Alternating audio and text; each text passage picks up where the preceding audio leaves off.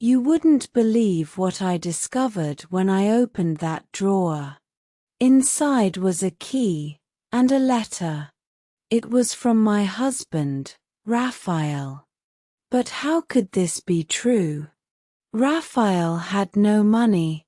My family always said he was a lazy man with no job. They laughed at him at every dinner. But the letter changed everything. It showed a bank statement with more zeros than I could count. It was for a secret company that owned our city. My husband was not a loser. He was the hidden owner of everything. My hands started to shake. The truth was a bomb. It was ready to explode. My name is Elena. Let me tell you my story. 3 years ago, I married Raphael. He was kind. He had gentle brown eyes. But my family hated him. They wanted a rich man for me. Every Sunday, we had dinner at my parents' large estate. My brother, Marco, would always start. Still no job, Raphael, he would ask with a cruel smile. My mother would sigh. A man must provide, she would say. My father would shake his head. Raphael would just sit there. He would say nothing. He would eat his food. I felt my face get hot with shame. I loved Raphael, but I was tired of the jokes. One night, after a very bad dinner, I cried in our small apartment. Why don't you do something? I asked him. Why do you let them talk to you like that? Raphael held my hand. His touch was warm. Trust me, Elena, he whispered. One day, they will see the truth. I wanted to believe him. But hope felt like a thin blanket in a cold wind. Then, my mother called. She invited us to a big party. It was at a famous mansion on the hill. Maybe you can find a real job there, she told me, meaning I should find a new husband. I agreed to go. I did not know this party would change my life. I did not know the mansion held a secret about my own husband. The butler opened the grand door. The chandelier inside shone like 1,000 suns. We walked into the ballroom. Everyone was there. Everyone was staring at us. At him. The party was in the mansion's beautiful garden. Flowers were everywhere. Music played softly. My mother pulled me aside. Look at all these successful men, she said, pointing. That one is a lawyer. That one owns a company. You could be happy. I looked at Raphael. He stood alone near a stone fountain. My brother walked over to him. Nice place, huh? Marco said loudly. Maybe if you work hard, you can own a place like this one day. Some guests laughed. I wanted to scream.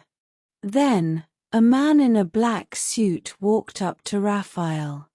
He was the butler from the door.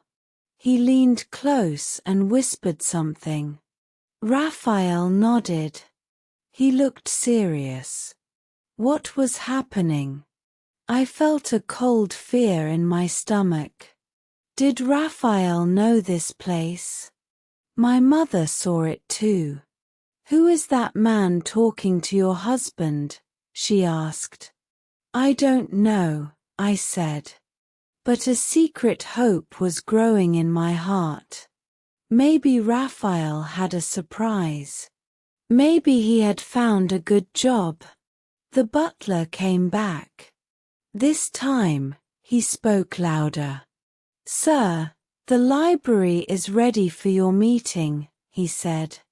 My father heard it. "Meeting? What meeting?" he asked, his voice sharp. Raphael looked at me. His eyes held 1,000 words. "I have to go for a minute," he said to me. "Wait here. I will explain everything soon."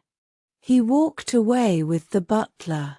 They went through a large door into a wing of the mansion. My family surrounded me. "What is he doing?" Marco sneered. "Is he cleaning the floors?" The laughter was cruel. I felt tears in my eyes.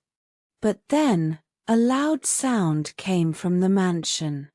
It was a shout. A shocked gasp. Then, silence. What had happened inside? The door opened again. The butler stood there. His face was pale. He looked right at my family. "The heir would like to see you now," he said. "The heir of this fortune." My heart stopped. Who was the heir? We followed the butler inside. We walked through long halls. We saw old portraits on the walls. One portrait looked familiar. It was a man with gentle brown eyes. It looked like Raphael, but older. My mother gasped. We entered the library. It was a huge room. Books covered every wall. A large desk stood in the center. Raphael sat behind the desk. He wore a different suit now. It was expensive. It fit him perfectly. He looked like a king. My father stammered.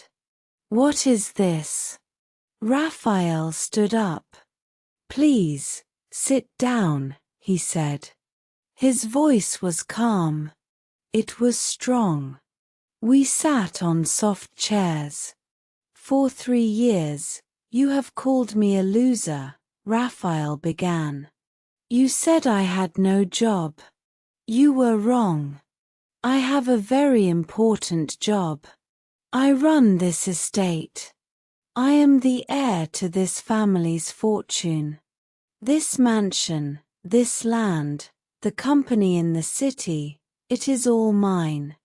The room was silent. You could hear a pin drop. Marco's face was white. But why didn't you tell us?" he asked.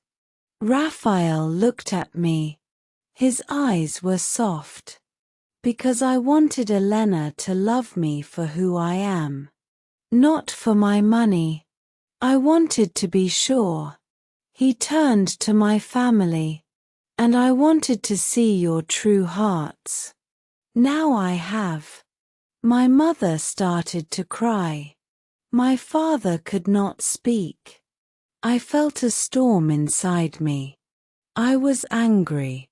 I was happy. I was shocked. Raphael came to me. He took my hand. "Can you forgive me for the secret?" he asked. I looked into his eyes.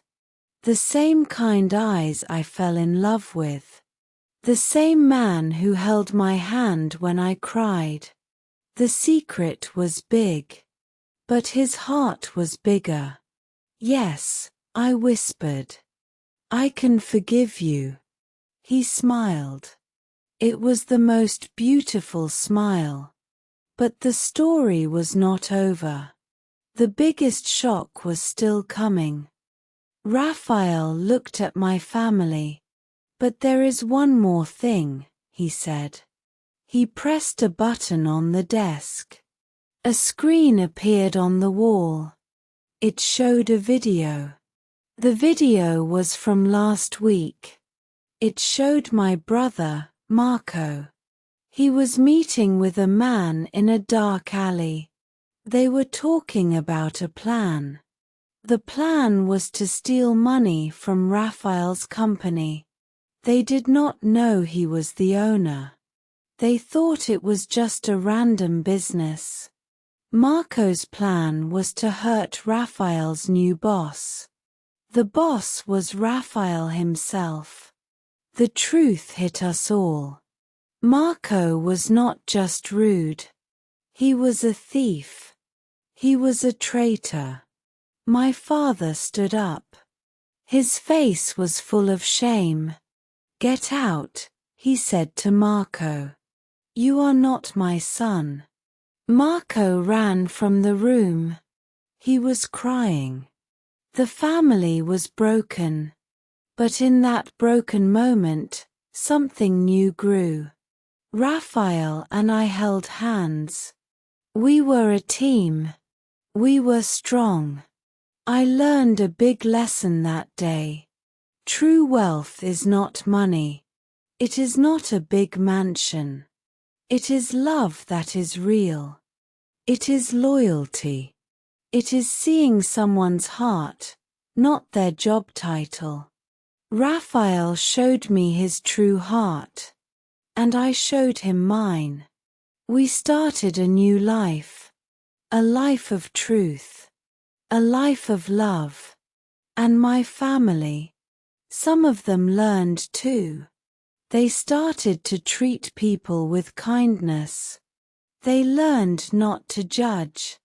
The mansion was not just a house. It was a classroom. And the lesson was priceless.